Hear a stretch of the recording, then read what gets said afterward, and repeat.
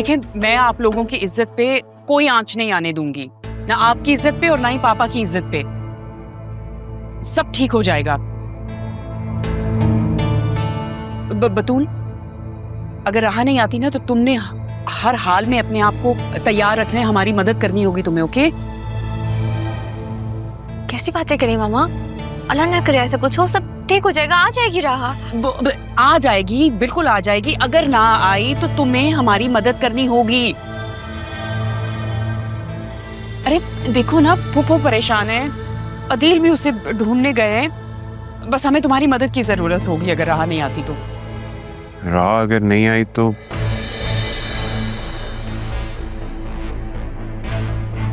कहाँ गई है वो? पता नहीं, राह निकाह वाले दिन की चली गई है,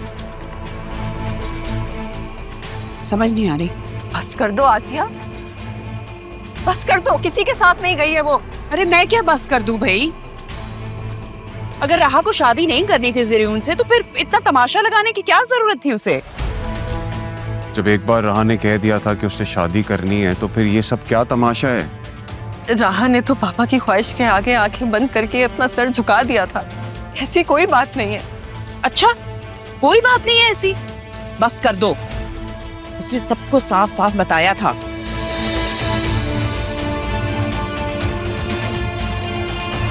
आसिया बेगम, कुछ तो खुदा का खौफ करें।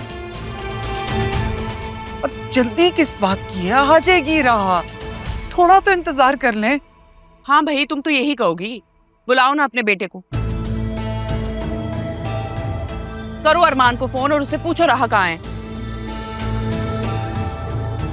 क्यों? मैं क्यों अरमान को बुलाऊं और उसे क्यों इन्वॉल्व कर रही हैं? मैं उसे इन्वॉल्व कर नहीं रही हूँ, वो इन्वॉल्व है ऑलरेडी।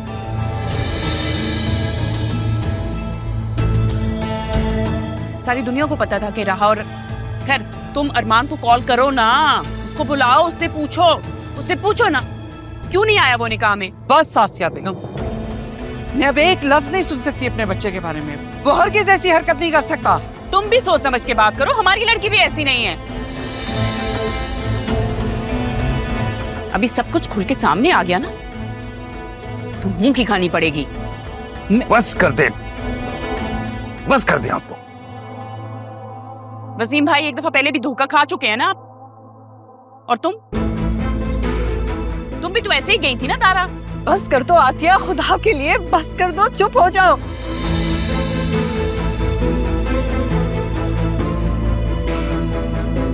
कुछ लिहाज कर लें आसिया बेगम, क्या ये वक्त इन बातों का है? मुझे तो डर है माँ की कहानी कहीं बेटी ना दोहरा दे। और मुझे लगता है कि आपसे खैर की उम्मीद रखना बेवकूफी। पहले तुम और फिर तुम्हारी इस बेटी ने ज़रियून जैसे हीरे लड़के को भी धोखा दे दिया।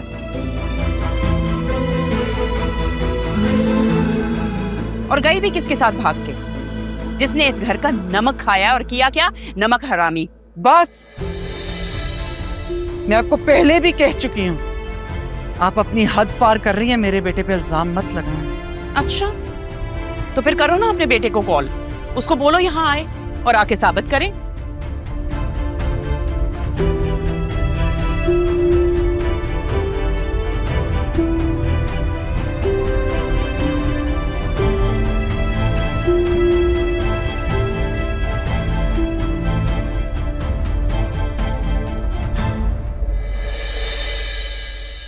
क्यों, क्या हुआ? फोन नहीं उठा रहा? डैड, चलें। नहीं ज़रियून, रुक। वसीम, थोड़ी देर और इंतजार कर ले, आ जाएगी वो, वापस आ जाएगी, रुक जाए। आप खुद ही तो लौटा रही खाली हाथ। पहले तुमने और अब तुम्हारी बेटी ने।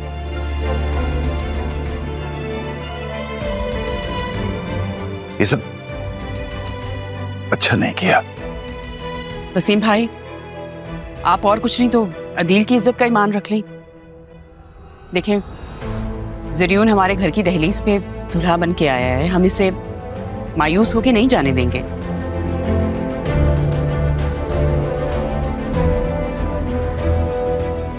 वसीम रुक जाए। जरियून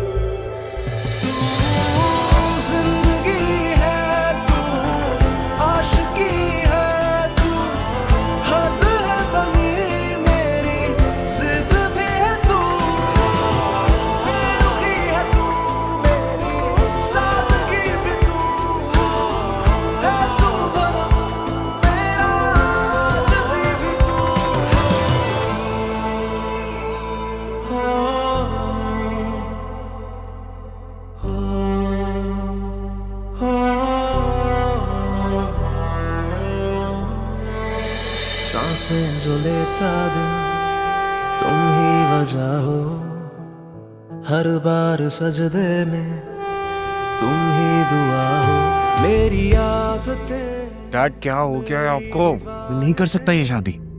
ये शादी तुम वैसे भी राह से नहीं कर रहे हो, बल्कि उस दौलत से कर रहे हो जो तारा की वजह से मुझे ना मिल सकी। अब जज्बात में कोई गलत फैसला ना करना बस। डैड आप प्लीज समझ क्यों नहीं रहे हैं? इस वक्त राह की पोजीशन बहुत वीक है। जो उसने किया आपको लगता है उसके हिस्से में कुछ आएगा? हाँ, मैं इसलिए तो नहीं आया था कि मैं खाली आ जाऊं यहाँ से। देखो जरियान, ये शादी करके तुम एहसान करोगे उस पे और मैं तारा पे। हमारा ये अमल हमेशा के लिए गुलाम बना सकता है हमको हमारा। For God's sake, डैड आपको बात क्यों नहीं समझ में आ रही है? इस वक्त बतूल की पोजीशन बहुत स्ट्रांग है और ये परफेक्ट मौका है हमारे लिए। विन विन सिचुएशन है। और आप भी तो चाहते थे कि इस खानदान से कोई लड़की आए, तो बतूल बहुत अच्छा ऑप्शन है। हमें फायदा होगा इससे। फिलहाल तुम ये शादी कर लो, बाद में छोड़ देना उसे। क्या मतलब बाद में छोड़ देना उसे? और बाद में मुझे कैसे मिल जाएगी बतूल? आपको ऐसा लगता है? डैड आप एक बार ठंडे दिमाग से सोचें कि सारा कुछ जो हो रहा है हमारे फेवर में हो रहा है। सारी जायदाद सब कुछ बतूल के हिस्से में आएगा अगर बतूल मेरी बीवी होगी तो। मैं कह रहा हूं ना, इस वक्त तुम ये शादी कर लो, बाद में छोड़ देना उसे। वसीम भाई, मैं ये कह रही हूं कि आप और कुछ नहीं तो अदील का और पापा का ईमान रख लें। जरियून ठीक ही तो कहता है। बतूल भी तो आपकी बेटियों जैसी ही है ना? नवासी ना सही तो पोती सही। हम बतूल से भी बात कर सकते हैं। इतने सारे लोग आ गए हैं, इस तरह से आपकी इज्जत भी रह जाएगी और हम लोगों की भी। आप प्लीज जरा सोचिए तो सही इस पे। बतूल से बात कर सकता है? क्या कह रही हो? हाँ नो, राहा नहीं आई, तो नहीं कहाँ चले गए। मैं वसीम भाई से कह रही थी कि देखिए पापा की यही ख्वाहिश थी, अब हम क्या कर सकते हैं? हमारी बतूल है। चाचू लोग आ चुके हैं और काजी भी है। आप एक दफा प्लीज बतूल से बात कर लीजिए। मैं स्टेज पे इंतजार कर रहा हूँ।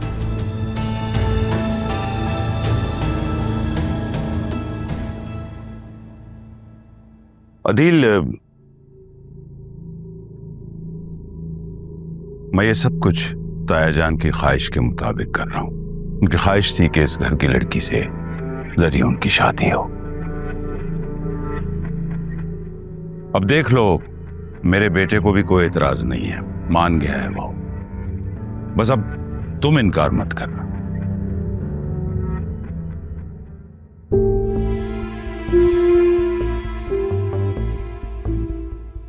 मुझे मुझे कुछ समझ में नहीं आ रहा है क्या हो रहा है। कुछ मत सोचो, सिर्फ ये देखो कि हम लोगों की इज्जत बच जाएगी। पापा की भी यही ख्वाहिश थी, लोग भी आ गए हैं। बारात लिए बगैर अगर ये लोग जाते हैं तो हमारी क्या इज्जत रहेगी? हम तो किसी को मुंह दिखाने के काबिल भी नहीं रहेंगे।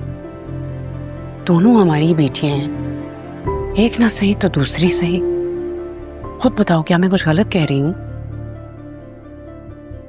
सही कह रही हो। तो बस चलो फिर बात करते हैं बतूल से। आ जाओ, ठीक है। Let's go.